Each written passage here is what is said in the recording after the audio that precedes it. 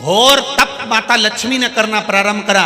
शिवलिंग का स्नान कराती, शंकर भगवान का अभिषेक करती, शंकर भगवान की पूजन करती, शिव जी का सुंदर आनंद से श्रृंगार करती। मेरे देवाधिदेव महादेव, मेरे काल अधिपति महाकाल राजा, मेरे विश्वनाथ भगवान स्वयं उस शिवलिंग में से प्रकट होकर बोले, लक्ष्मी तुम्हें क्या चाहिए? लक्ष्मी जी कहती हैं, प्रभु आपने मेरा विवाह नारायण के साथ तो कर दिया, पर नारायण दिन रात आपकी सेवा में लगे रहते हैं, तो उनके चरण मुझे नहीं मिल पाते। शंकर भगवान ने कहा, मैं वचन देता हूं लक्ष्मी, तू नारायण के चरणों में सदा विराजमान मिलेगी।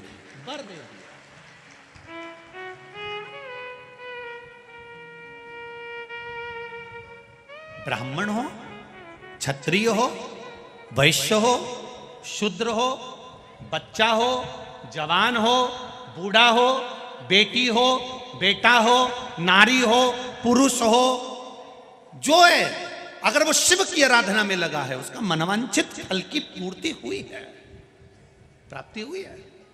और कोई तुमसे कहे कि स्त्री शंकर भगवान का आराधना कर सकती है, पूजन कर सकती है, तो दूर नहीं जाना। ये जो शिव पुराण है हमारे पास में, गीता प्रेस गोरखपुर की, उसका दर्शन मैं आपको करा देता हूँ। ये शिव पुराण गीता प्रेस गोरखपुर की है, तुम भी बाजार से लेकर आना।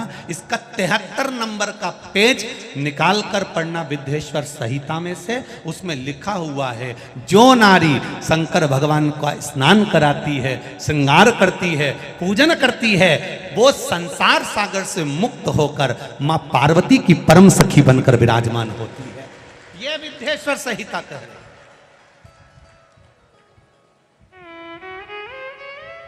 और इसी शिव महापुराण का 73वें नंबर का पेज पढ़ने के बाद में 75 नंबर पेज को पढ़ना विद्येश्वर संहिता का।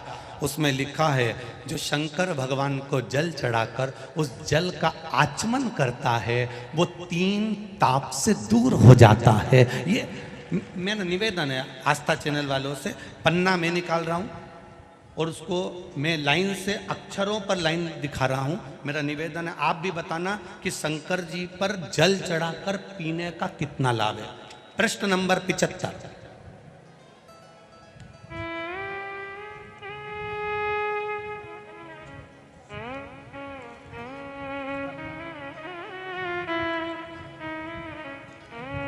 अब आस्था चैनल से निवेदन है, और आप सब भी एलसीडी पर ध्यान देंगे, और अपने अपने मोबाइल पर भी, जितने लोग टीवी पर कथा सुन रहे हैं वो, मोबाइल पर सुनने वाले वो, जो लोग कहते हैं शिव जी पर जल चढ़ा हुआ नहीं पीना चाहिए, उसके लिए मेरे वेद व्यास जी लिख रहे हैं, पेज नंबर 75 विद्येश्वर संहिता, ध्यान रखिएगा।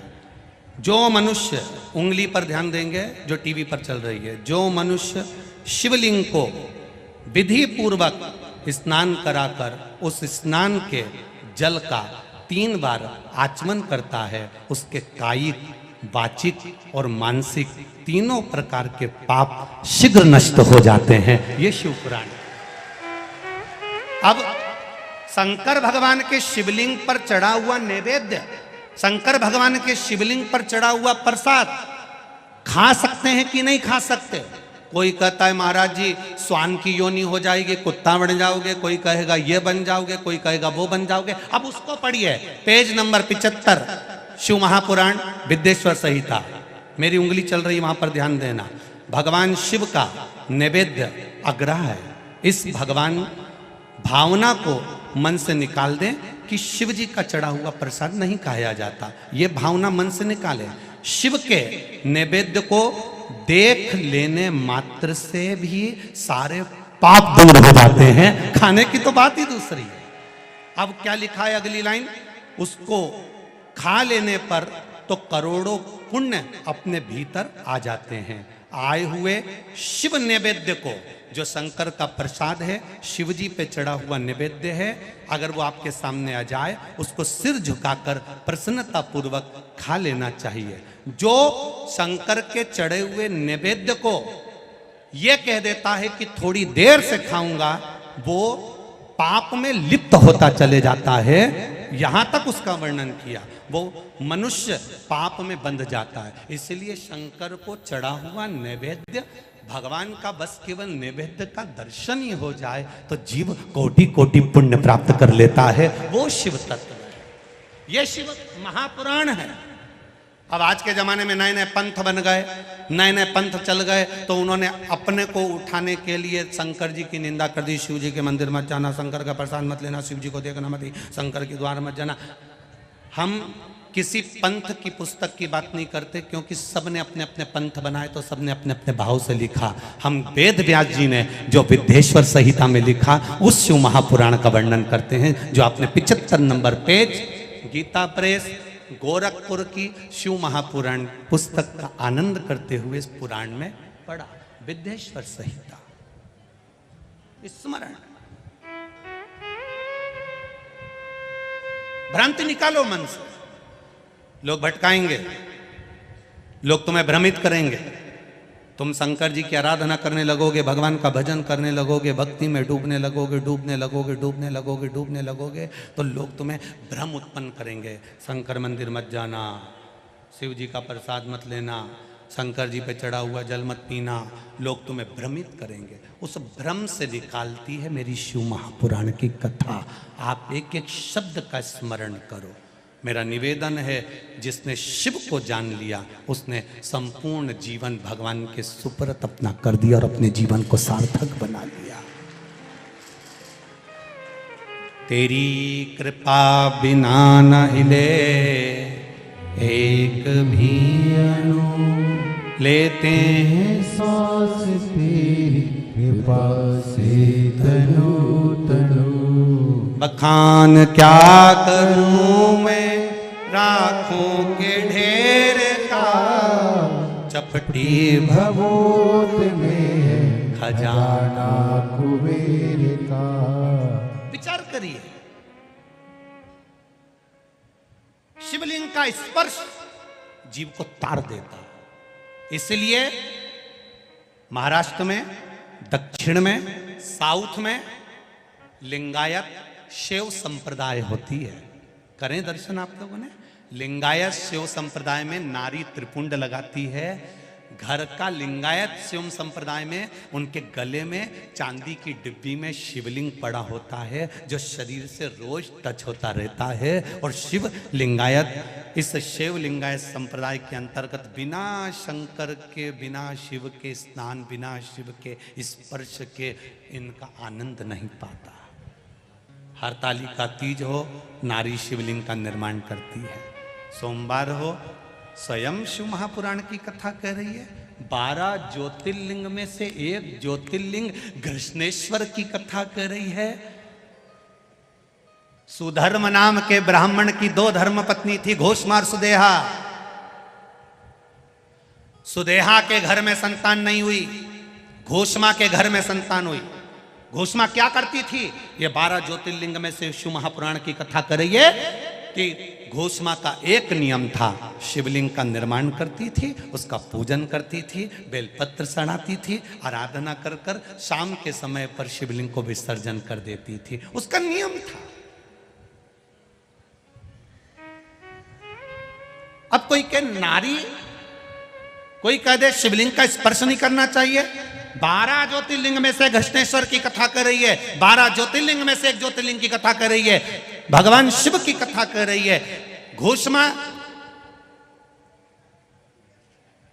सुधर्म नाम के ब्राह्मण की 2 धर्म पत्नियां, सुदेह और घोषमा। घोषमा अब शिवलिंग का निर्माण करना, पूजन करना, आराधना करना, अर्चना करना, शिवलिंग का आराधना में डूबी रहना।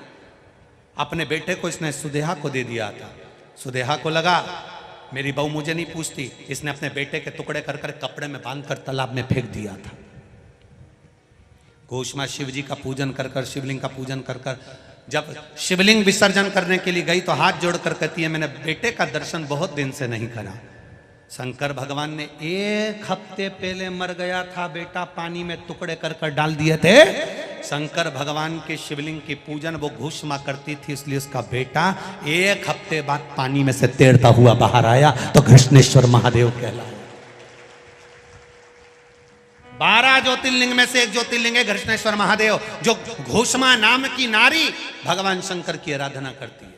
माता लक्ष्मी शिव की आराधना करती है, सावित्री माता शिव की आराधना करती है, अनसुईया माता शिव की आराधना करती है, मां अहिल्या शिव की आराधना करती है। और यहां तक वर्णन करा, राजा भर्तरी की माता, राजा विक्रमादित्य की माता सौम्य दर्शना, ये अवंती का नगरी का इतिहास कहता है।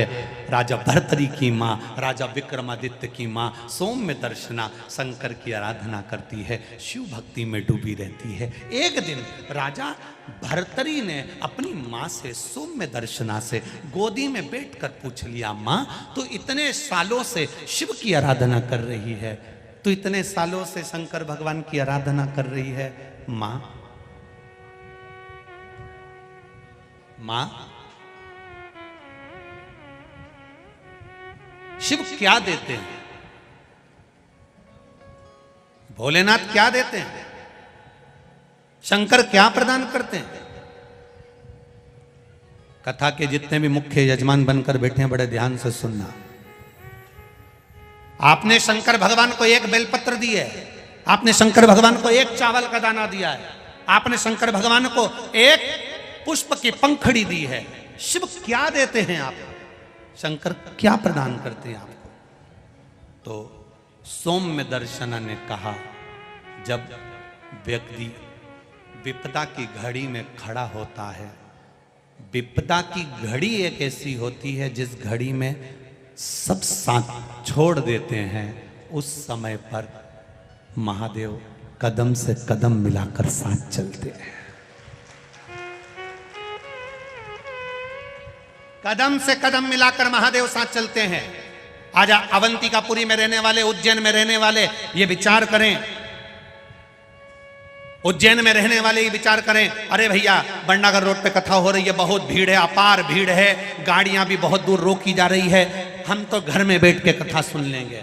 हमारा निवेदन है, संसार सागर बहुत घिरा हुआ है, उस संसार सागर से पार उतरना है तो महाकाल की धरा पर विठलेश सेवा समिति कथा नहीं करा रही है, तो महाकाल ने निमंत्रण दिया तो कथा हो रही है। जिसके राज्य में मध्य प्रदेश की इस पावन धरा पर उज्जैनी विराजमान है, महाकाल की राजा की नगरी है, जिस धरा पर एक राजा रहता है तो दूसरा राजा नहीं रहता है। इस अवंतिकापुरी में नगर शहर का जो प्रदेश का राजा है वो पूरी रात नहीं रहता, क्योंकि यहाँ एक राजा बैठा है, वो सब संभाल रहा है, वो सब दे रहा है। तो हम क्यों, हमारी सामर्थ्यता नहीं है।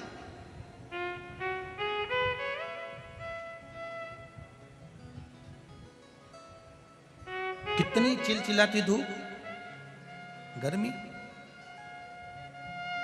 जब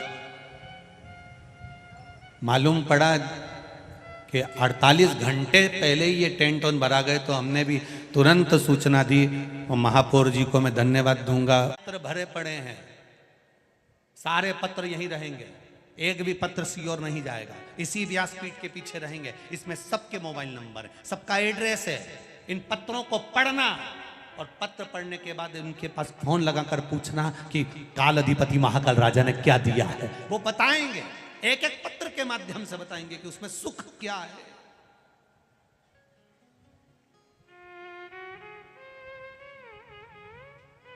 हमें ना तो किसी का भविष्य लिखना आता है, ना हम तुम्हारा कोई इतिहास लिख सकते हैं कि तुम कहां से आई, कहां जाएगी, कितनी रोटी खाएगी और कितनों के प्राण खाएगी, कितों को तकलीफ दोगे। ये हमें लिखना नहीं आता, क्योंकि हम भविष्यवक्ता नहीं है। भविष्यवक्ता तो केवल एक है, जिसने यशोदा जी का हाथ देखकर बता दिया था कि तेरे बेटे के ऊपर काल मंडरा रहा है। गया था, श्री कृष्ण के दर्शन करने चले सदा शिव गोकुल में, वो गया था। शंकर भगवान, जिसने तुम्हारी किस्मत में लिखा कि इसको ये तकलीफ आएगी, और तुमने अगर शंकर जी को एक लोटा जल चढ़ाया, बस हाथ में लोटा पकड़ा, शिव जी को चढ़ाया, उतने में तो ब्रह्मा जी ने लिखा था इसको ये तकलीफ आएगी। यहीं बैठे होंगे वो गोपाल मंदिर वाले पंडित जी, उनकी बेटी के बेटे को एक रोग आ गया था। और रोग साधारण नहीं था, बहुत बड़ी बीमारी हो गई थी। बच्चा था सा, अगर होगा तो बच्चा बैठा है कि पंडित जी? अच्छा, छोटा सा बच्चा कैंसर जैसा रोग से ग्रसित हो गया। क्या करें? केवल शिव महापुराण की कथा पंडित जी की धर्म पत्नी ने श्रवण करी, एक लोटा जल चढ़ाती, शंकर की आराधना करती, बेलपत्र लाती, खिलाती जाती। छोरा इतना सा कहता, मम्मी तोरी तोरी लगे, नानी तोरी तोरी लगे, खा ले खा ले। शिव पुराण में सुना है, खा समाप्त हो गया। ये शिव तत्व है, ये शंकर है। लिखना देवताओं का काम है, भाग्य लिखना ब्रह्मा जी का काम है।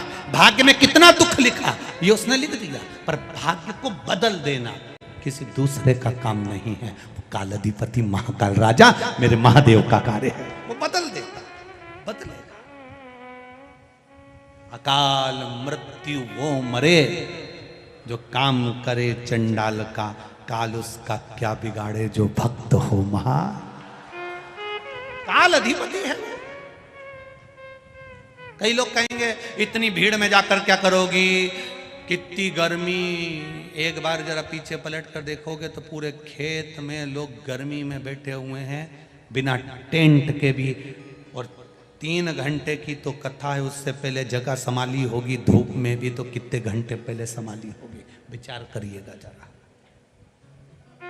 जितने यहां हैं उतने रोड पर चल रहे हैं केवल बैग ले लेकर आने के लिए।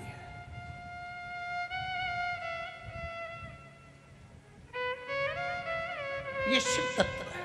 क्या मिलेगा? कहेंगे लोग, क्यों जा रहे हो? क्या मिलेगा?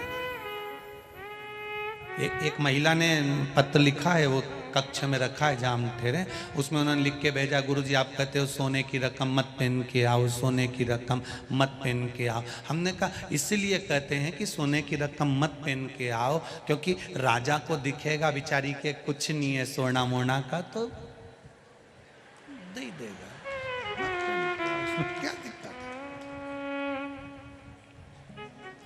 अपने को तो इस अवंतिका से सीखना है ना, राजा विक्रमादित्य से सीखो तो सरी करता क्या था। बस इतना शंकर जी का भजन करा, इतना शंकर जी का भजन करा, इतना शंकर जी का भजन करा कि मेरी माँ शंकर जी का भजन करती थी तो मैं भी करूंगा। उन्हें भजन करते करते करते करते करते करते शंकर जी से मांगा तो मांगा क्या कि कुछ नहीं, एक लोहे की कढ़ाई दे दो। शंकर भगवान ने कहा लोहे की कढ़ाई का तू क्या करेगा रे? अवंतिका का राजा है विक्रमादित्य, तू लोहे की कढ़ाई का करेगा क्या? राजा विक्रमादित्य कहते हैं इसमें बस कुछ नहीं करूंगा ने, इसमें बस केवल तेल उकाल के इनमें पूड़ी तलूंगा। अब बता, पूड़ी तलने के लोहे की कढ़ाई? हाँ, राजा विक्रमादित्य को सोने की एक लोहे की कढ़ाई दे दी गई, शंकर जी ने दी। और पूड़ी तो नहीं तला, रोज सुबह नहा धो के वो कढ़ाई में उकलते हुए तेल में खुद कूद जाता। शंकर जी तुरंत दौड़ के आए, क्या कर रहा है? कुछ नहीं। शंकर जी समझा रहे क्यों तेल में कूद रहा, मर जाएगा। उकलते तेल में कूद गया, कूदा, मर गया। मर गया। हाँ, लोग कहेंगे बताओ कढ़ाई इन्हीं की थी। तुरंत 64 योगिनियों को भेज दिया, जाओ पूछो इसको क्या चाहिए। पहले तो वो तो मर गया, शंकर भगवान की इतने दिन नहीं मरने दूंगा, तुम तो जाओ, अभी गाड़ी अपनी ओटले पे है, चलने दो, जाओ। 64 योगिनियां जाके पानी का छींटा देके ने विक्रमादित्य को उठा के बोली, दादा तुझे चाहिए क्या? क्या कुछ नहीं, बस 40 किलो सोना चाहिए। तो ठीक है, 40 किलो में तेरा काम हो जाएगा। हाँ तुम तो दे दो 40 किलो। इनने 40 किलो सोना दे दिया। ये दूसरे दिन फिर तैयार होकर कूद किया। शंकर जी ने कहा जा जल्दी जा, जल्दी जा। 64 योगिनियां फिर पहुंची, क्या चाहिए? 40 किलो सोना दे दो। अब ये रोज नहाए धोए ने उकलता हुआ तेल में कूद जा। शंकर भगवान पहले से के रख दिए, ये रोज कूदेगा, तुम 40 किलो तैयार रखो। तो तुमसे भी निवेदन है, सोने की कोई रकम पहन के मत आना, सोने का कोई सामान लेके मत आना। ये कढ़ाई भोलेनाथ जी की है, जो एक बार ही में आके बैठ गया 40 अपने टेंशन। बोल बम का नारा है, सारी समस्या का हल एक लोटा जल बस चढ़ा शिव को भजन करो शिव का। और जब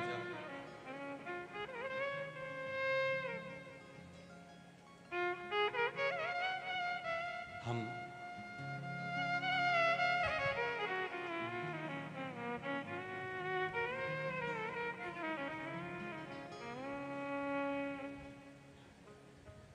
छिपरा तट पर रहिए वो महाकाल को भजिए।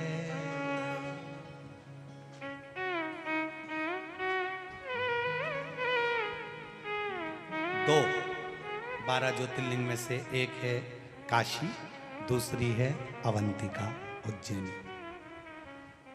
काशी में जो मरता है उसको मरते ही मोक्ष मिल जाता है।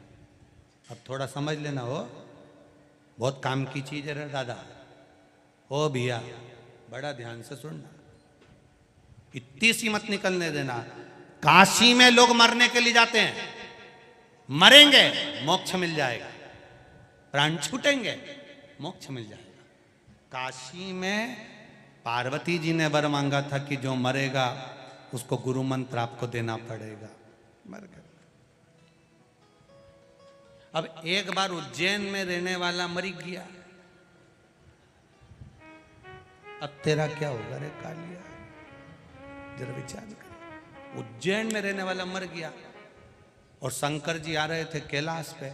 उनने क्या देखा कि नंदी पे, जो उज्जैन में मरा था वो नंदी पे बैठा था और शंकर जी उस नंदी का बेल की रस्सी पकड़कर डमरू बजाते बजाते चल रहे थे।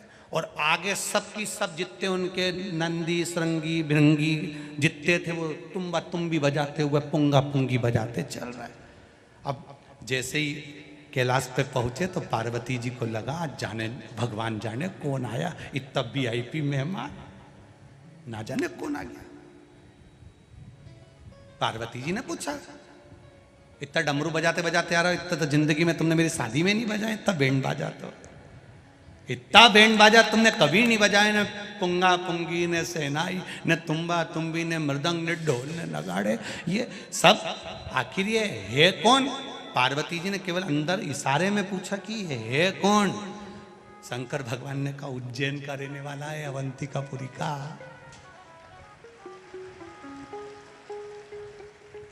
तो अवंतिकापुरी का रहने वाला है। हाँ, तो जैसे काशी में मरने वाले को मुक्ति दे दो, ऐसे अवंतिकापुरी मरने वाले को मुक्ति दे दो।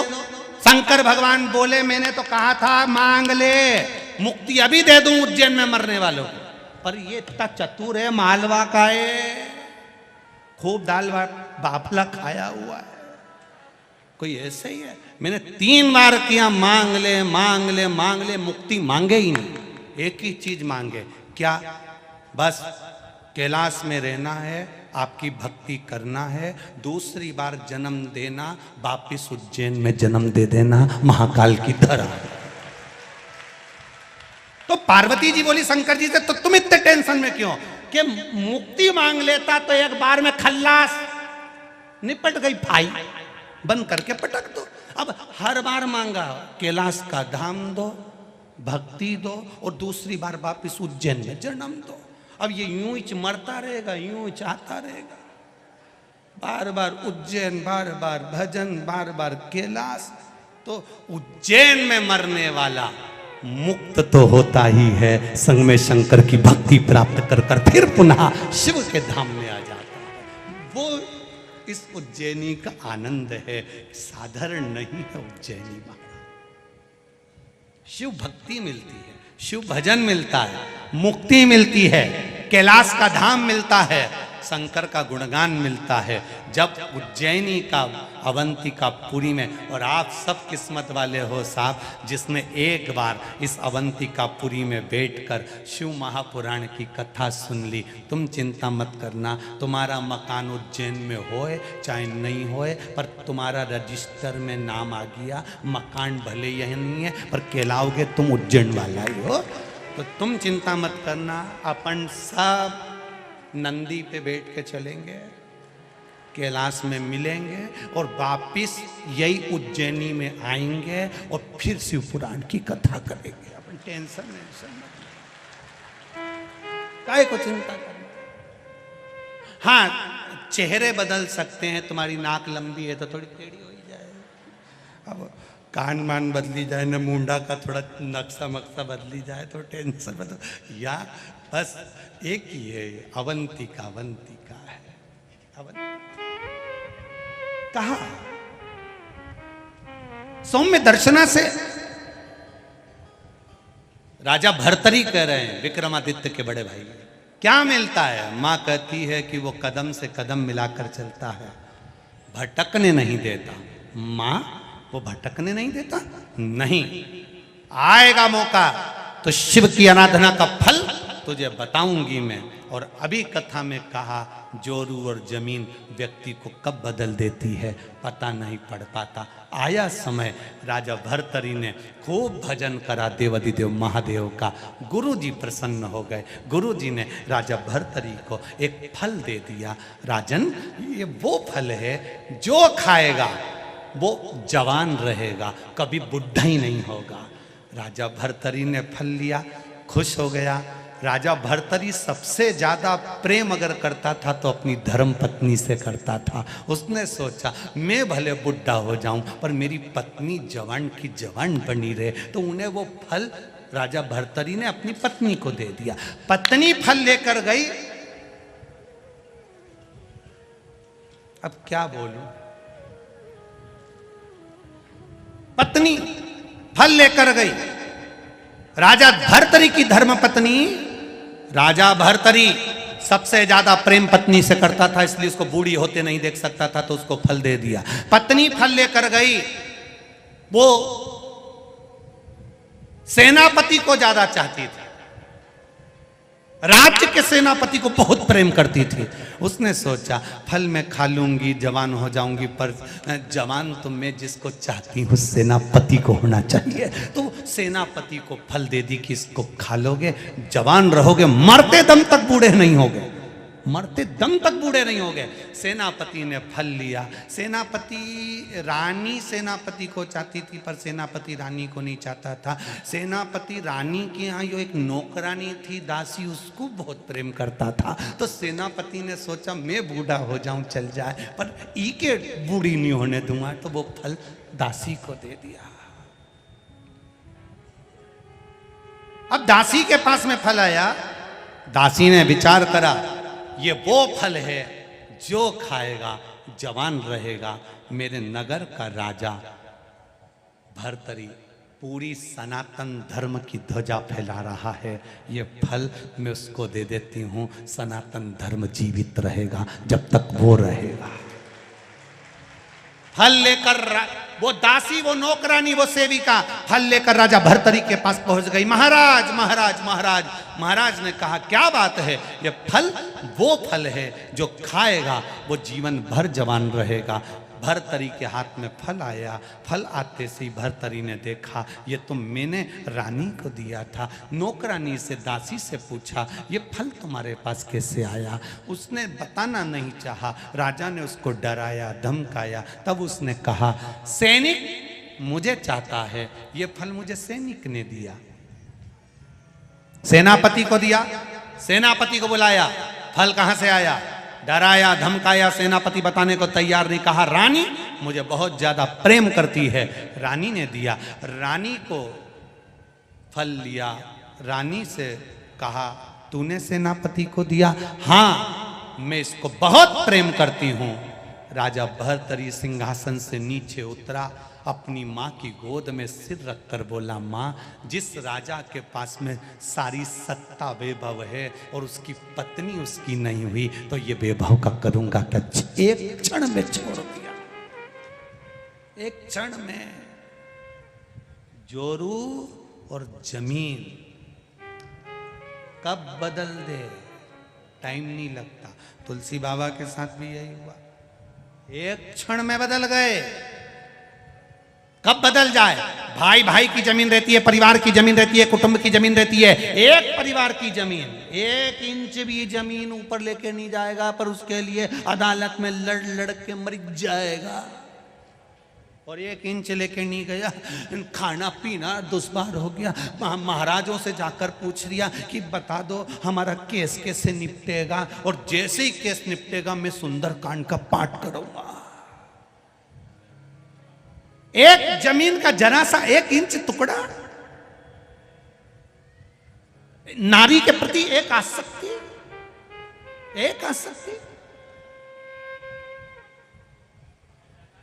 कर दिया।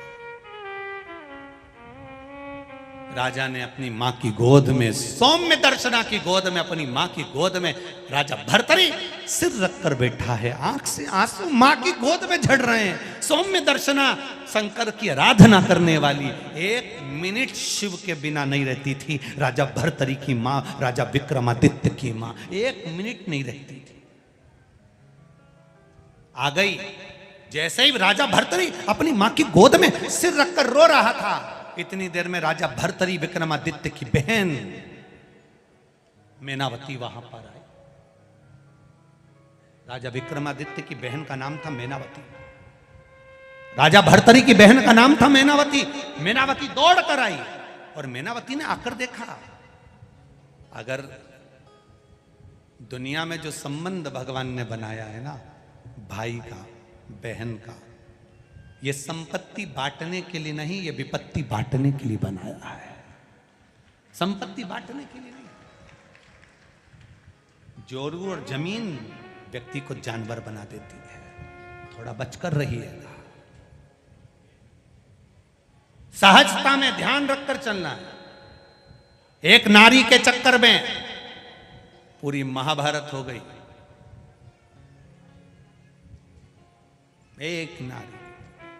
एक नारी के चक्कर में पूरी रामायण हो गई। अगर वो सूर्पणखा नहीं जाती राम जी के पास और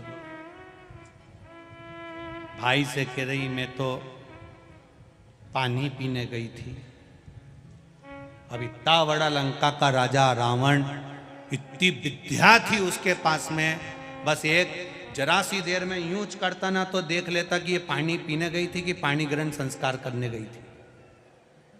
तासन देख लेता ना तो समझ में आ जाता ना। बहन के कहने में बस मैं तो भैया आंख में से आंसू डालती बोली मैं तो पानी पीने गई थी। इतना में तो भाई ने कह दिया ने तू चिंता मत करने, अब तो निपटे ही धुआं हो गया। इसलिए ये रोए तो थोड़ा ध्यान रखना कि ये सही बोली रही है, थोड़ा इसका भी ध्यान रखना पड़ेगा। बात तक पहुंचो। हम ये नहीं कह रहे कि किसी के आंसू ना देखिए, आंसू कभी झूठा नहीं होता, पर बोलने की भाषा झूठी हो सकती है। सत्य को पकड़ो। वेद व्यास जी ने शिव महापुराण के एक एक शब्द को जनमानस के कल्याण के लिए लिखा है। आज पूरा विश्व, आज पूरा देश विदेश में जो शंकर भगवान के भक्ति बड़ी है, और ये वेद व्यास जी ने जो शिव पुराण दी है हमको आपको, ये कोई साधारण नहीं दी है, ये शिव जी ने दी है। मिलेंगे बहुत सारे, कहेंगे ना जाइएगा, ना करिएगा, ना जाइएगा, पर दी उसने।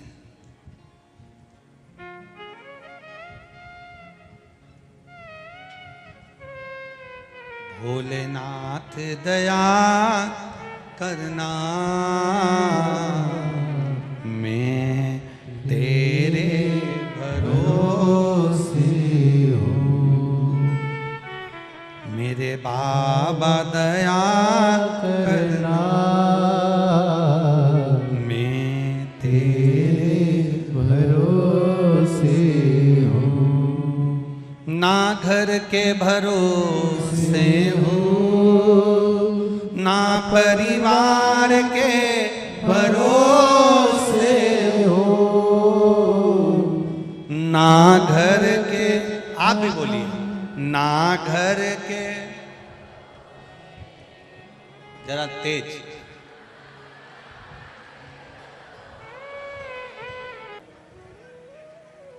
भैया संसार में जन्म लेने वाला व्यक्ति मृत्यु लोक में अगर आपने जन्म लिया है और कोई ने आपको धोखा दिया है, भैया वो चिंता का विषय नहीं है। आपने जन्म लिया, जिसका साथ आपने दिया, आपने अपनी पत्नी को स्नेह दिया, परिवार को स्नेह दिया, पुत्र को स्नेह दिया, रिश्तेदारों को स्नेह दिया, और मान लो वो आपको धोखा दे दें तो इसमें आपकी गलती नहीं है। जिसने आपको धोखा दिया है कई जन्म तक वो आपके दरवाजे पर, आपकी चौखट पर एक रोगीला जीव बनकर, श्वान बनकर पड़ा रहता है। मेनावती कह रही है, राजा भर्तरी राजा विक्रमादित्य की बहन, जिनकी मां इतनी संस्कारवान हो, शंकर जी के मंदिर जाना, शिव जी का आराधना करना, शिव भक्ति में डूबे रहना, शंकर का गुणगान करना, तो उनके बच्चे कितने संस्कारित होंगे, जरा विचार करिए। उनके बच्चे कितने संस्कारवान, जरा विचार करिए। राजा भर्तरी भी भगवान की भक्ति में डूबने वाले थे, राजा विक्रमादित्य भी भगवान की भक्ति में डूबने वाले थे, और उनकी बहन मैनावती वो भी भगवान की भक्ति में डूबने वाली।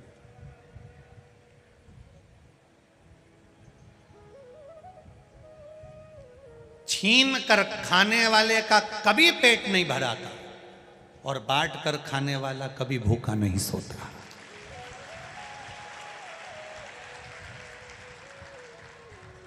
ये जितने लोगों ने यहाँ भंडारा लगाया है, कोई पोया बांट रहा, कोई फल बांट रहा, कोई केला बांट रहा, कोई पानी बांट रहा, कोई छाछ बांट रहा, कोई कुछ बांट रहा, कोई कुछ बांट रहा, इन्होंने आज भले तुमको खिला दिया, पर इन्होंने जीवन पर्यंत रजिस्ट्री करवा ली कि तेरे घर के बच्चे कभी जिंदगी में भूखे नहीं मरेंगे, ये निश्चित।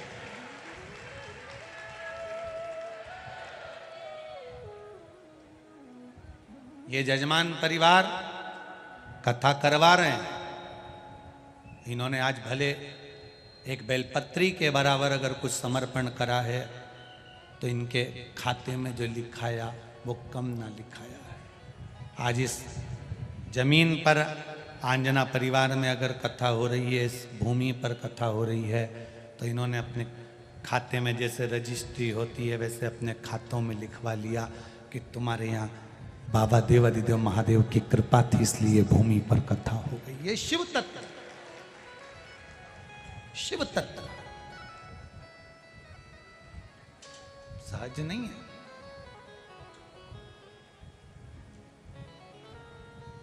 मेनावती ने कहा, राजा भर्तरी की बहन बोली, आपने उसको पूर्ण समर्पण दिया, आपने उस पर भरोसा करा, आपने उस पर विश्वास किया, आपने भरोसे के साथ उसको कुछ दिया। उसने अगर आपका भरोसा तोड़ा है, उसने अगर आपका विश्वास तोड़ा है, तो इसमें आपका घाटा नहीं हुआ है, घाटा उसका हुआ है। देने वाले ने तो दे दिया। जैसे सच्चा जो भगत होता है, भगवान की भक्ति में जो सच्चा व्यक्ति डूबा रहता है और उसके साथ कोई खिलवाड़ कर जाए, उसके साथ अगर कोई उसको धोखा दे जाए, सच्चा है वो, ईमानदारी से भगवान के भजन में लगा है, भगवान की भक्ति में लगा है, और उसको अगर कोई तकलीफ दे रहा है, उस पर इल्जाम लग रहा है, उसको अपशब्द कहा जा रहा है, उसको ताना दिया जा रहा है, वो तो अपनी जिंदगी अच्छे से जी लेगा। पर जिसने इल्जाम लगाया, ताना दिया, अपशब्द कहा, आड़े टेढ़े वचन बोले, वो सुख की जिंदगी नहीं जी पाता। ये मेनावती कह रही है अपने भाई भर्तरी से, अपने भाई भर्तरी से। वो सहजता की जिंदगी नहीं जी सकता। सच्चा जो संत होता है, सच्चा जो साधु होता है, सच्चा जो तपस्वी होता है, सच्चा जो शंकर भगवान का उपासक होता है, सच्चा है, उसके मुख से कोई बात निकली तो वो पत्थर की रकील हो जाती है और उस पर जो चलता है उसका फल उसको अवश्य प्राप्त होता है, निश्चित है। और इसका जवाब हमारे यहाँ तुलसीदास जी की कथा कहती है, गोस्वामी तुलसीदास बाबा को कितना कितना जो इसका मुख देखेगा उसको दुख भोगना पड़ेगा, इसके माता पिता चले गए, ये चले गए, वो चले गए, भाग्य देखा तो लिख दिया ये भाग्य विहीन है। गुरु के चरणों में गया, गुरु ने उसको संभाला। फिर भी गांव के लोग, नगर के लोग, मोहल्ले के लोग अपशब्द कहते थे। एक बार गोस्वामी तुलसीदास जी निकल कर जा रहे थे, तुलसीदास जी जा रहे हैं, एक नवयुवकल जोड़ा था, पति मर गया, अर्थी पर बांधकर उसको लेकर जा रहे हैं। पत्नी सती होने जा रही है। पहले सती प्रथा चलती थी, पति की अर्थी चलती थी, पत्नी के हाथ में तब पहनाकर पत्नी पीछे पीछे चलती थी, आंख में आंसू नहीं थे, चली जा रही। पहले सती प्रथा, और सती प्रथा में पत्नी पीछे पीछे चल रही है, पति के साथ सती होना है, चले जा रहे।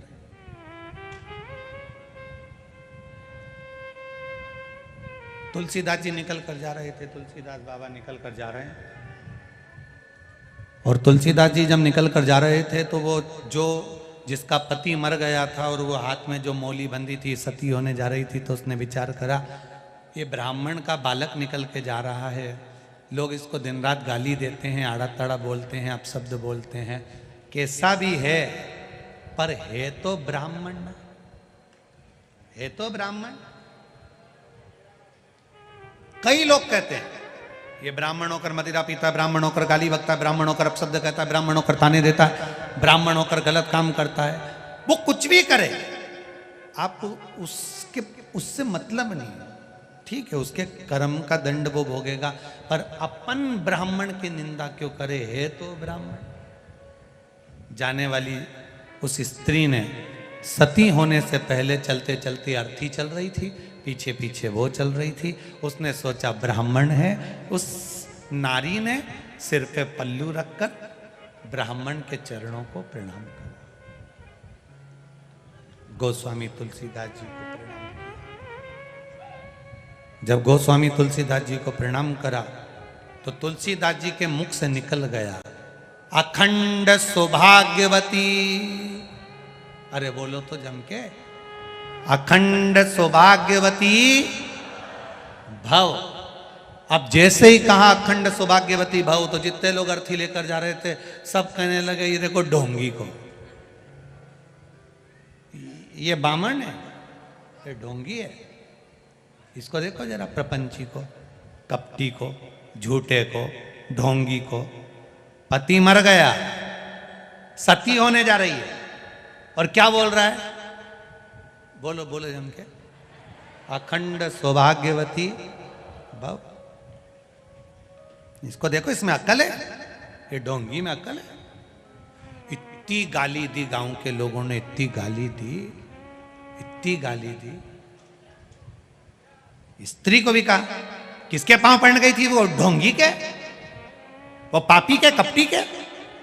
इतनी गाली दी वो स्त्री के भी, तेरा पति मर गया, सती होने जा रही है, वो पांव पड़े तो उसके। स्त्री ने हाथ जोड़कर कहा वो कुछ भी हो पर है तो ब्राह्मण, इसलिए मैंने उसके चरणों को धोख लगाई, प्रणाम किया। आड़ा टेढ़ा बोलती जा। अब गांव के लोगों ने कहा क्यों रे ओ तुलसीदास, पागल हो गया है क्या, कैसी मूर्खों जैसी बात करते हो। उसकी पति मर गया, सती होने जा रही है और तुम कह रहे हो अखंड सौभाग्यवती भाव।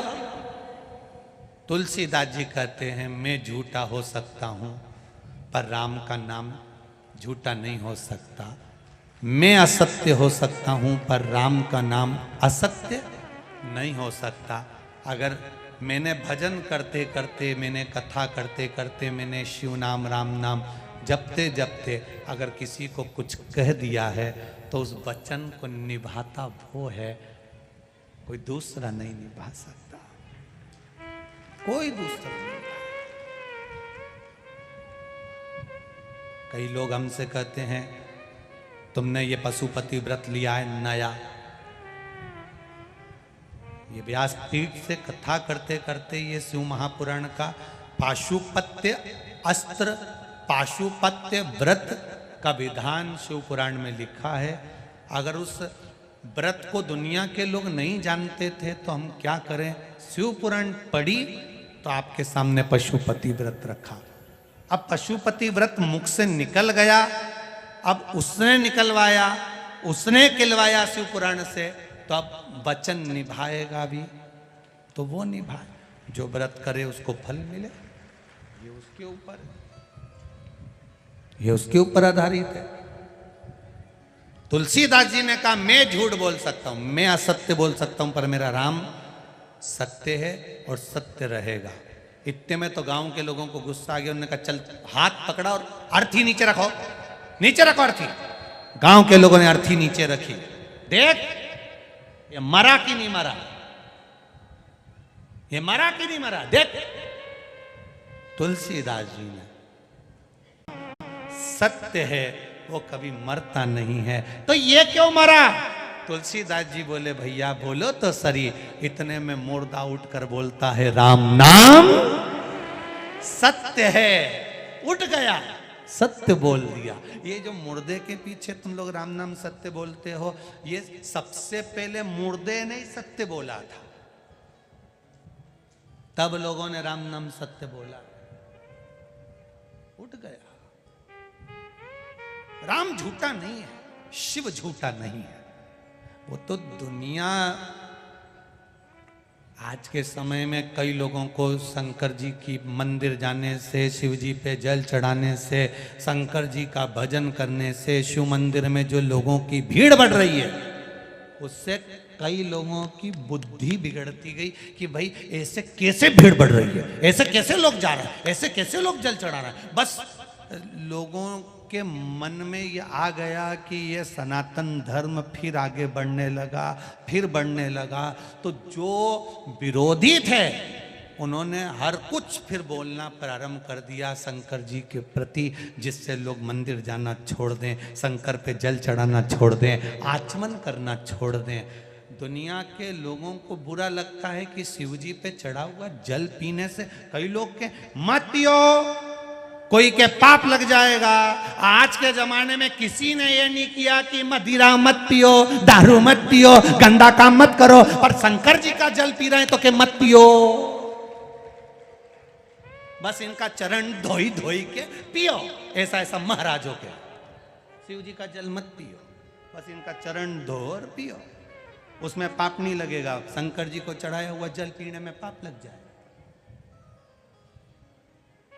शिव जी पे चढ़ा हुआ जल मात्र जहां से निकल कर जाता है ना, इतना पवित्र होता है कि शिव जी का जल जहां से बहकर जाता है उसको लांघा तक नहीं जाता है, इतना पवित्र होता है। कोई साधारण है, लांघा तक नहीं जाता, शिव तत्व को जाता। आग लगे बस्ती में, क्या किसको रोइए, जिसको शंकर जी पे विश्वास हो, जिसको विश्वास हो कि मेरा बाप यही है, वही शंकर की उपासना कर सकता है। जिसको बाप पे भी शंका हो जाए वो शंकर का भगत हो ही नहीं सकता। किसके भगत है? शिव के। बोल बम का नारा है, बाबा एक सहारा है, शिव पर विश्वास। राम जी की कथा कहती है शंकर विश्वास रूपिणो शिव पर करा भरोसा, कभी टूटता नहीं है। सब अगर कोई भजन करने वाला मरता है तो बैकुंठ से पार्षद आते हैं, लेकर जाते हैं, पर शंकर का भजन करने वाला मरता है तो कोई नहीं आता, शंकर खुद आकर उसको लेकर जाते हैं, कोई नहीं। शिवाय। राम नाम सत्य है, शिव नाम सत्य है, कृष्ण नाम सत्य है, भगवान का नाम सत्य है। उसको पहचानो, उसको जानो। बहन मैनावती बोल दी, भैया किस भ्रम में जी रहे हो? अपनी माता ने, सौम्य दर्शना अपनी माता ने शंकर की आराधना करी है, शिव क्या भजन करा है। अगर आप शंकर का भजन कर रहे हो तो शंकर का भजन करने वाले के साथ अगर कोई धोखा करता है, शिव मंदिर से अगर किसी को दूर किया जाता है तो उसका भी नाम और निशान समाप्त हो जाता है। पहले एक महाराज आए थे, सोफे पे बैठकर बोलते थे, खूब कृपा बरसेगी। उन्होंने शंकर जी को घरों से निकाल कर पीपल के पेड़ में धरवा दिया, घरों से शिवलिंग को निकलवा कर छिपरा में ठंडा करवा दिया, घरों से शंकर जी का शिवलिंग सब ने निकाल के रख दिया। शंकर जी घर में नहीं होना चाहिए, ऐसे महाराज पैदा हुए। और फिर एक दिन शंकर जी ने उनको ही निकाल के पीपल के पेड़ के नीचे धर दिया। अब एक और पैदा हो गए, शिव जी पे चढ़ा जल मत पियो, शंकर जी का भजन मत करो, और पैदा होते गए।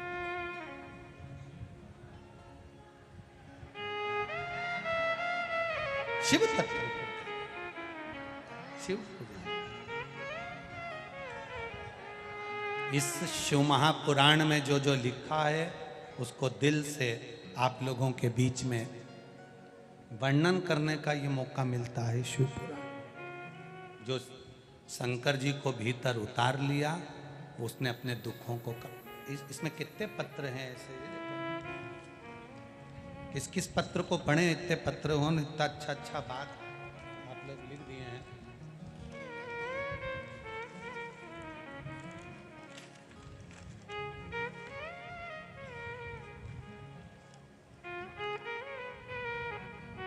Doctor Ajay Gupta, district governor, Lions Club, Usha ji Gupta, कहीं बैठे हो तो ये आपका पत्र है, दोनों हाथ हिला सकते हैं। आप ही हैं, दोनों हाथ हिला दो एक बार। हर हर महादेव।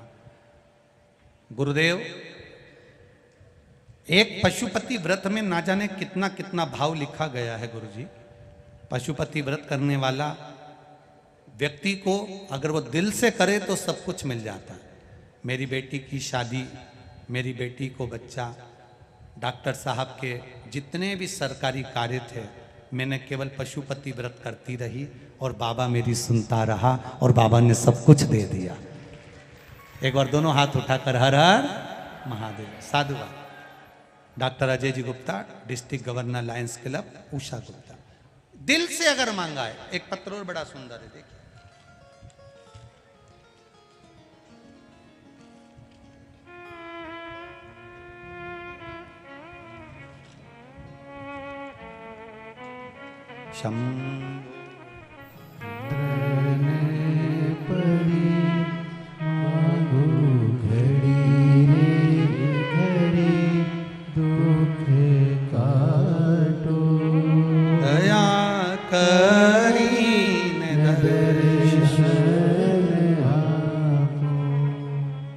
मैं उषा पटेल, देवास इटावा से हूं।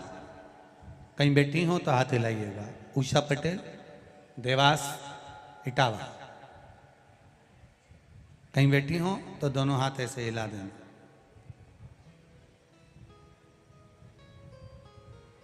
उषा जी पटेल।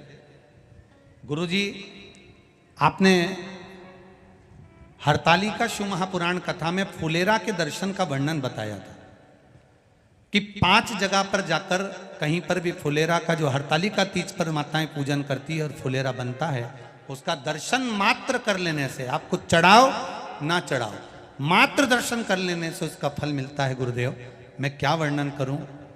गुरुजी, मेरे 3 बेटे थे, एक की भी सगाई नहीं हो रही थी, एक की भी शादी नहीं हो रही थी। बहुत परेशान हो गए थे। मैंने अपने बेटों से कहा, सीवर वाला महाराज बोला है हरतालिका तीज के दिन जहां जहां घरों में फुलेरा बनता है, मंदिरों में फुलेरा बनता है, शिव जी की आराधना माताएं करती है हरतालिका तीज पर, उस फुलेरे का मात्र दर्शन करिए। बाबा चाहेगा तो सगाई हो जाएगी।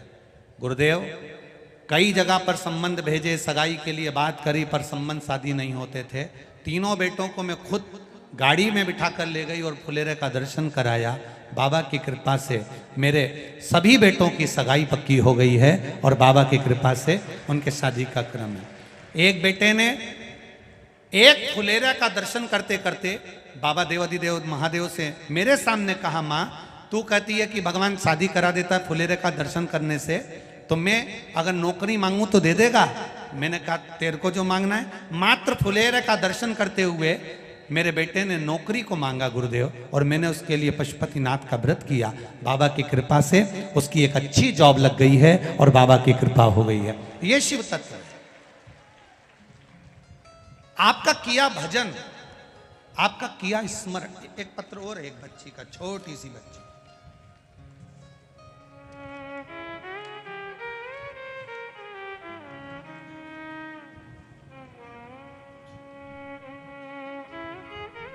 मैं पेप कुंवर जादौन मुरादापुर लोदिया की रहने वाली हूं।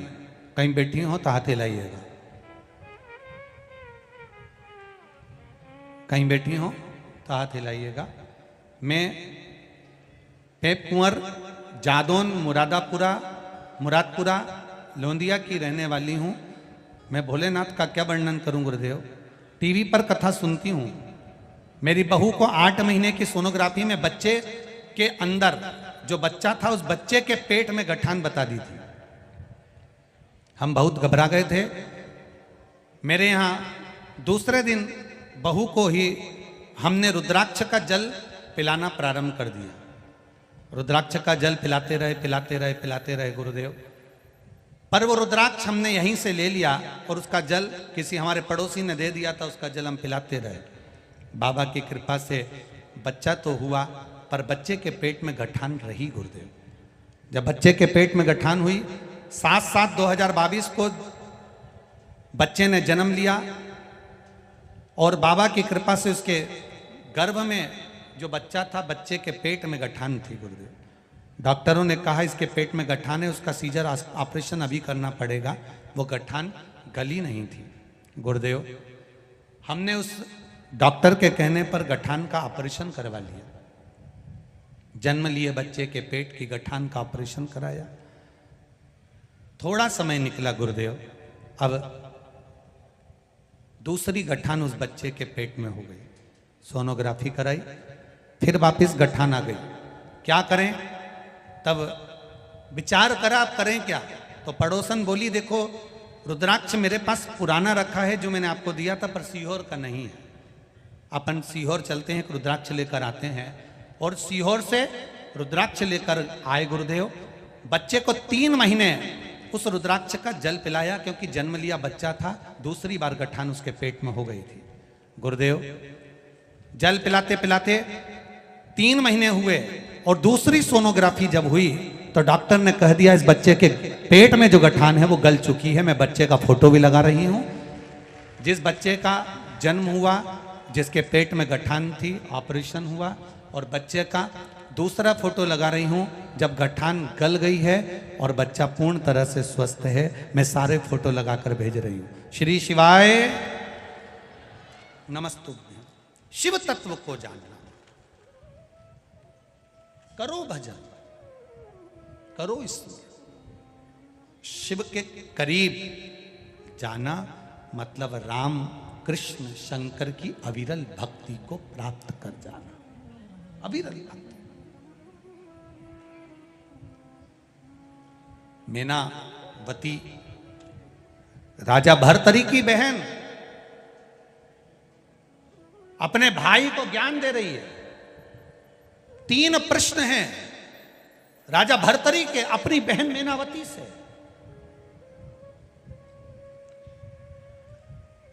इस अवंतिकापुरी का इतिहास, इस अवंतिकापुरी की रच का महत्व, इस अवंतिकापुरी का जीवन का एक आनंद राजा भर्तरी की बहन से किए गए प्रश्नों में जो उत्तर दिए गए हैं, उसने राजा भर्तरी को संत बना दिया। एक गुफा में प्रवेश करा दिया। बहन भाई को सच्चा मार्गदर्शन कर दे, वो बहन कहलाती है, जो राजा भर्तरी के प्रश्नों का उत्तर देती है।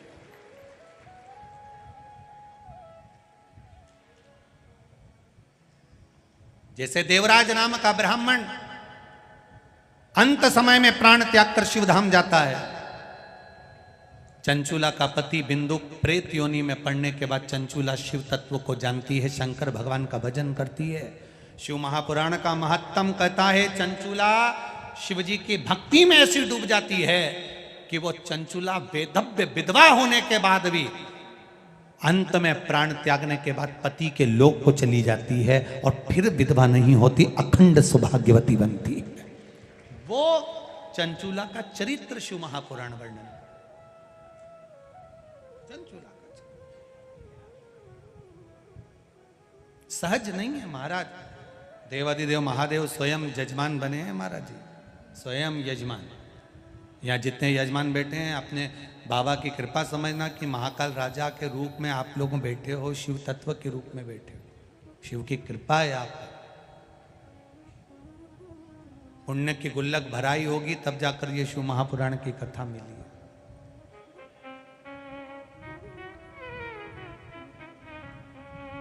तीन प्रश्न राजा भर्तरी ने अपनी बहन से करे, बड़े भारी प्रश्न है, जिसने राजा भर्तरी को एक संत साधु सन्यासी बना दिया, जिसने राजा भर्तरी को गुरु गोरखनाथ का दर्शन करा दिया, जिसने राजा भर्तरी की सेवा में 64 योगिनियों को पहुंचा दिया। ये राजा भर्तरी कोई सहज है? आज भी अवंतिकापुरी में राजा भर्तरी की गुफाएं हैं, आज भी करो दर्शन उसके। वो तीन प्रश्न कौन से हैं, कल की कथा में अपन उसका स्मरण करेंगे। वो तीन प्रश्न पूरी अवंतिकापुरी उज्जैनी के लिए और पूरे राष्ट्र के लिए, पूरे विश्व के लिए एक बहन अपने भाई को बता रही है। एक बहन का संवाद अपने भाई के लिए है। वो तीन प्रश्न में जो पूरे सनातन धर्म के लिए गौरव का विषय रहा। को क्या पड़ी, कितनी दूर गाड़ी रोकी है, तुमको चलना पड़े। प्रशासन भी जानती है कि कालाधिपति के चरणों में आए हो, कभी जिंदगी में तुम पंचकोशी करने नहीं आए, तो रोज इतना चलोगे तो पंचकोशी तुम्हारी पूरी हो जाएगी।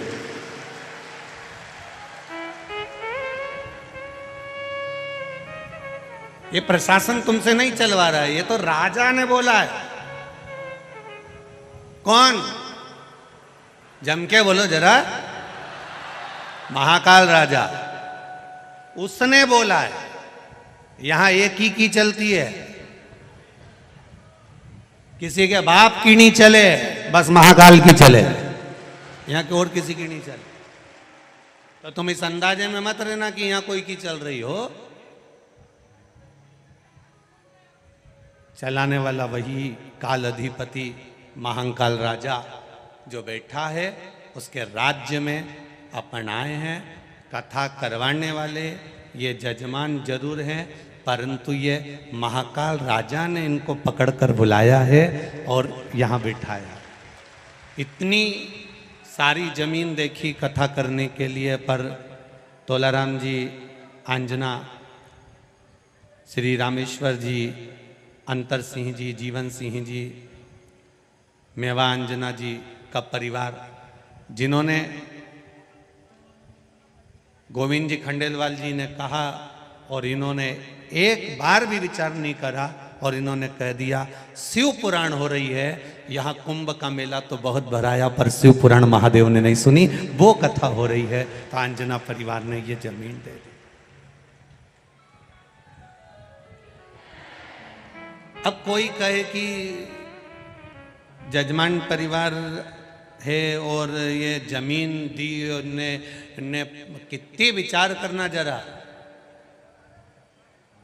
जैसे जजमान लोग बैठे हैं, ऐसी अंजना परिवार ने अपनी फसल जो भले नहीं पकी थी, उन्होंने शंकर जी की सेवा के लिए पूरी फसल कटवा दी।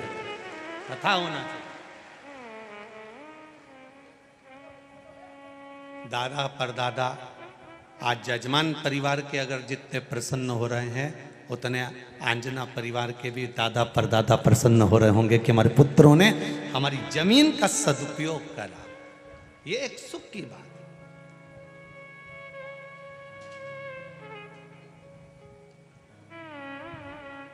कई लोग कहेंगे क्यों जी, ये तुम्हारा फोटो तो आया ही नहीं आस्था चैनल पे, तुम तो दिखिया ही नहीं। तो कह देना फोटो तो आखिरी में दिखता है जब आदमी निपट जाता है। हमने क्या दिया, क्या करा, कैसे करा। जमीन हमने कथा समिति को नहीं दी, कथा के यजमान हम नहीं बने, ये तो मेरे महाकालेश्वर बाबा ने ली है।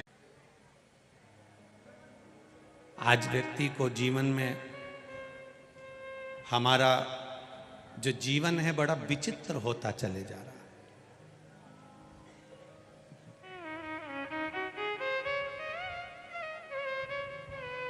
दो के कारण व्यक्ति की जिंदगी नरक हो जाती है कभी कभी।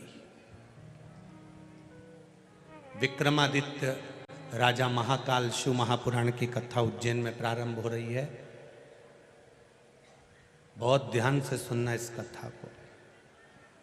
दो के कारण इस अवंतिका का नाम विक्रमादित्य की यह पावन धरा।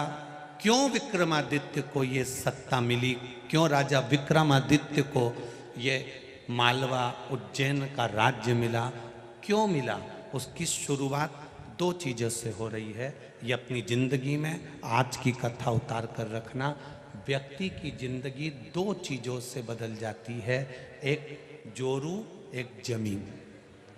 ये जोरू और जमीन व्यक्ति को जानवर बनाकर रख देती है कभी कभी।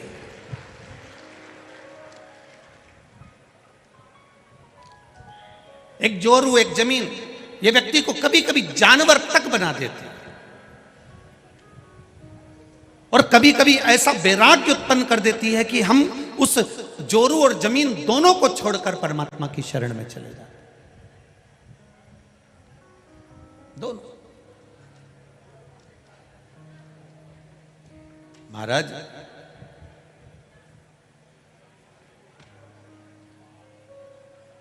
राजा भर्तरी की माता जी अवंतिका नगरी में विद्वान विद्वान ब्राह्मण बैठे हैं। बड़े बड़े संत, साधु, सन्यासी, तपस्वी, साधक, उपासक इस अवंतिकापुरी में निवास करते हैं। बड़े बड़े मठाधीश, पीठाधीश इस पावन धरा में रहते हैं। ब्राह्मण इस धरा पर बैठकर अपने वेदों का वाचन करते हैं। ऐसी पुण्यमय धरा पर जहां पर वेद पढ़ने वाले ब्राह्मण रह रहे हों, संत रह रहे हों, साधु रह रहे हों, सन्यासी रह रहे हों, तपस्वी रह रहे हों, साधक रह रहे हों, उपासक रह रहे हों, ये कोई साधारण सी धरा नहीं है उज्जैन कि आप चले अपने शहर से होटल में ठहरे, खाया पिया एंजॉय करे और वापिस यहां से अपने गांव चले गए। ना ना ना ना, 7 दिन का मौका मिला है उज्जैन की पावन धरा पर रहने के लिए। इतना बड़ा बड़ा पोटला बांध कर लेकर आए हो। ये पोटला जितना बड़ा है, महाकाल राजा से कहना तेरी कृपा से पोटला बांध के लाई हूं और ऐसी कृपा करना कि मेरी झोली खुशियों से इतनी भर देना कि उस पोटले को दुगना कर कर लेकर जाऊं। ये तेरी कृपा।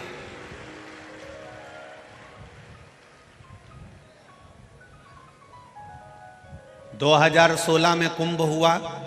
उस कुंभ के बाद में अगला कुंभ जब आएगा 12 वर्ष में, तब अपन देखेंगे। और उस समय भी देवादिदेव महादेव ने दिखाया तो देखेंगे। पर उससे पहले ये अवंतिकापुरी में, ये उज्जैनी में जो ये 7 दिन का 4 अप्रैल से 10 अप्रैल तक का कुंभ है, ये मेरे महादेव ने दिखाने के लिए भाव के साथ में रखा कि तू आ और माँ छिपरा का स्नान कर कर, महाकाल का दर्शन कर कर, 84 महादेव का दर्शन कर कर, काल भैरव, हरसिद्धि, चिंतामन गणेश का दर्शन कर कर, गोपाल जी का दर्शन कर कर अपने जीवन को धन्य बना।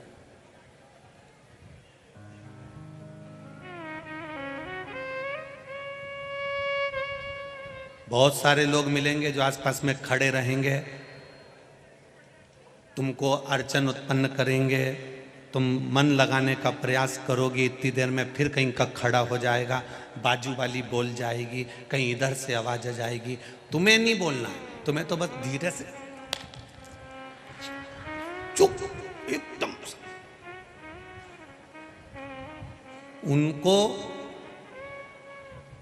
उनको भी भगवान ने भेजा है कि तुम कोई कथा सुने तो थोड़ा जरा ध्यान रखना, धीरे धीरे इनको थोड़ा थोड़ा सा बोलते रहना, तो इनका ध्यान हट जाएगा। ध्यान हट जाएगा तो अगर इनका ध्यान महाकाल की कथा से हटा तो फिर मुझे इनका कल्याण करने नहीं जाना पड़ेगा। उनको भेजा गया। जिस दिन तुम्हारा प्रदोष का व्रत रहता है, जिस दिन तुम्हारा एकादशी का व्रत रहता है, जिस दिन तुम्हारा सोमवार का व्रत रहता है, जिस दिन तुम्हारा मंगलवार का व्रत रहता है, जिस दिन तुम्हारा कोई व्रत रहता है, सबसे ज्यादा गुस्सा तुम्हें उसी दिन आता है। सबसे ज्यादा क्रोध किस दिन आएगा? उसी दिन आएगा। क्यों? क्योंकि तुमने जो व्रत करा है उस व्रत में तुम्हारे मुख से ऐसा शब्द निकलना चाहिए, ऐसा शब्द निकलना चाहिए जिसके कारण तुम्हारा करा हुआ सारा व्रत बस गलत बोलने से, आड़ा टेढ़ा बोलने से, अपशब्द बोलने से वो व्रत पूरा की पूरा खंडित हो जाए, पूरा खंडित।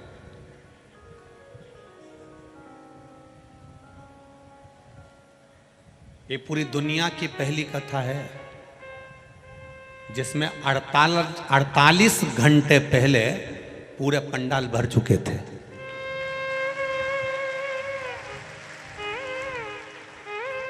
ये दुनिया की पहली कथा है। इतने बड़े बड़े पंडाल 48 घंटे पहले भर चुके थे और कई कई मैडम हो नवाएंगी खजूर वाली चोटी कर करके और कहेंगी हमको आगे बैठने दो, तुम हमें पहचानते नहीं हो। तो मेरा निवेदन है, हम किसी को नहीं जानते, हम सब इकट्ठे और महाकाल के पट्टे हैं। बस बहुत सारे आएंगे, आंख दिखाएंगे, तुमसे कहेंगे तुम बाद में मिल लेना, तो कह देना जिसने कहा बाद में मिल लेंगे, हम उनसे बाद में, हम क्या मिलेंगे, महाकाल राजा मिलेगा।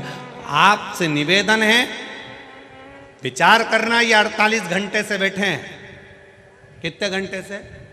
48 घंटे से आस लगा के बैठे हैं। 2 दिन हो गए इनको ऐसा कैसा डेरा जमाए हुए, ऐसी कैसे बैठे हुए।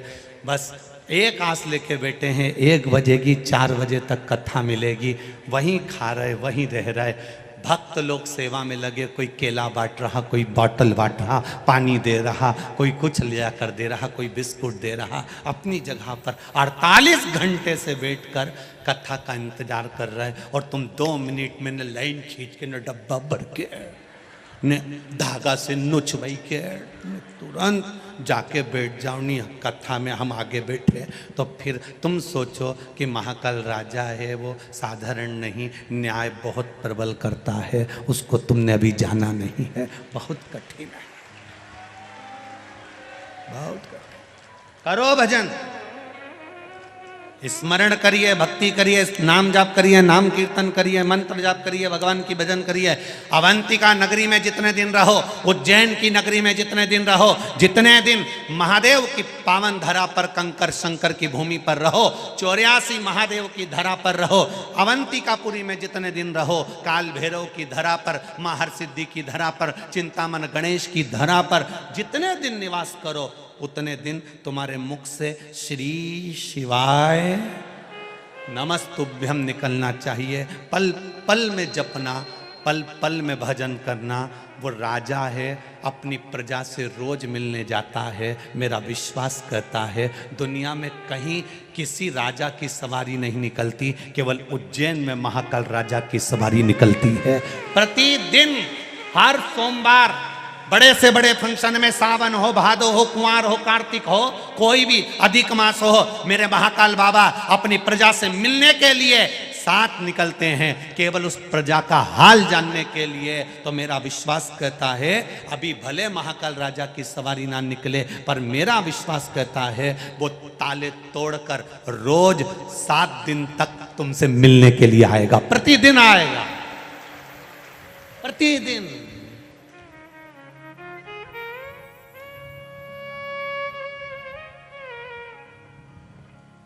पुजारी। मां सौम्य दर्शना, क्या नाम था उनकी माता का? जम के बोलो जरा। सौम्य दर्शना। राजा भर्तरी, राजा विक्रमादित्य की माता का नाम था सौम्य दर्शना, जो भगवान शिव की परम उपासक थी। इसी अवंतिका में ने रहना, मां छिपरा का तट, मां छिपरा का स्नान और बाबा देवादिदेव महादेव का भजन, देवादिदेव महादेव का स्मरण। सौम्य दर्शना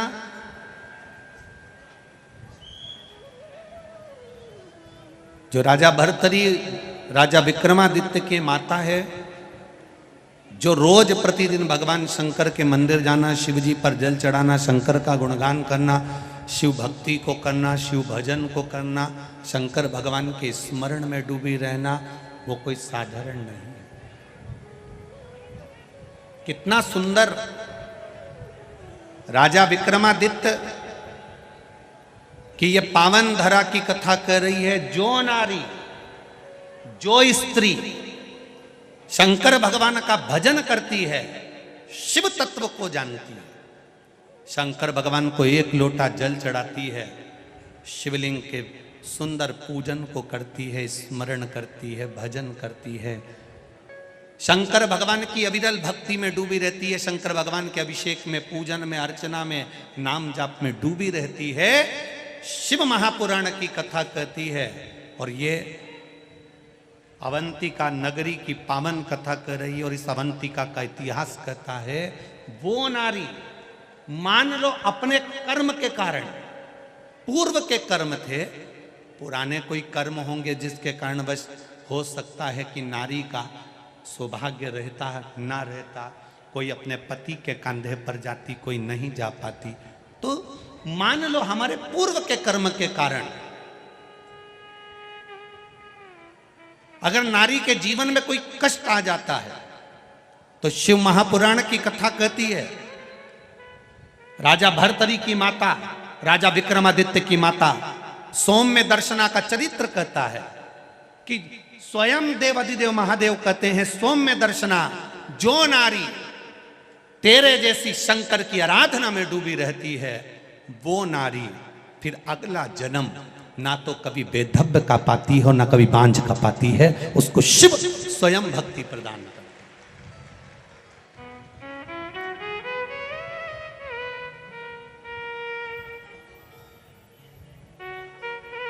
माता लक्ष्मी एक बार भगवान विष्णु से प्रश्न करी है कि ये सारा ठाट भगवान नारायण, आपको बैकुंठ का राज्य कैसे मिला? आप बैकुंठ के अधिपति कैसे बने? आपको ये बैकुंठ कैसे प्राप्त हुआ?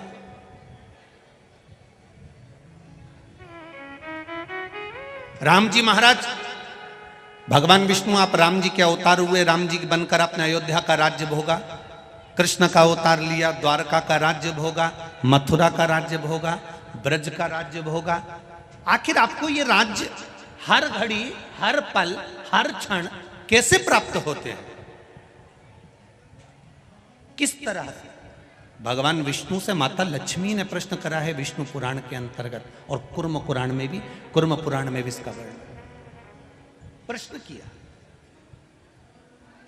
ये आपको सुख कैसे मिल जाता है?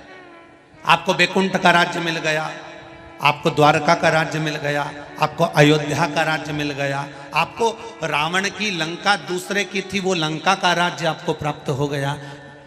ये कैसे प्राप्त हो जाता है?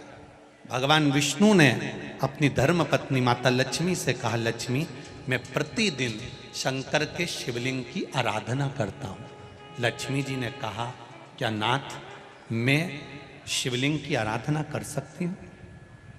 क्या मैं शंकर के शिवलिंग का पूजन कर सकती हूं, उसकी आराधना कर सकती हूं? भगवान कहते हैं, भगवान विष्णु ने माता लक्ष्मी से कहा, लक्ष्मी सारे देवी देवताओं ने अलग अलग शिवलिंग का निर्माण करा। किसी ने पारद का शिवलिंग बनाया, किसी ने मोती का शिवलिंग बनाया, किसी ने स्फटिक का शिवलिंग बनाया, किसी ने स्वर्ण का शिवलिंग बनाया, किसी ने हीरे का शिवलिंग बनाया, किसी ने पन्ना का शिवलिंग बनाया। तुम्हारी मर्जी पड़े, तुम वो शिवलिंग का निर्माण करो। माता लक्ष्मी ने सुंदर आनंद के साथ एक पुखराज का शिवलिंग का निर्माण करा और सुंदर माता ने उस शिवलिंग की आराधना और पूजन करना प्रारंभ कर दिया। अब क्या मिला माता लक्ष्मी जी को? लक्ष्मी जी को मिला क्या?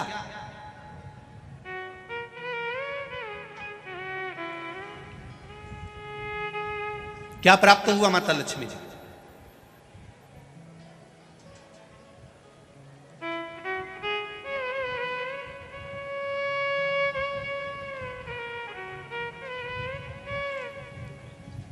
भगवान कृष्ण की प्रिया है राधिका जी, राधिका जी के प्रिय हैं भगवान कृष्ण।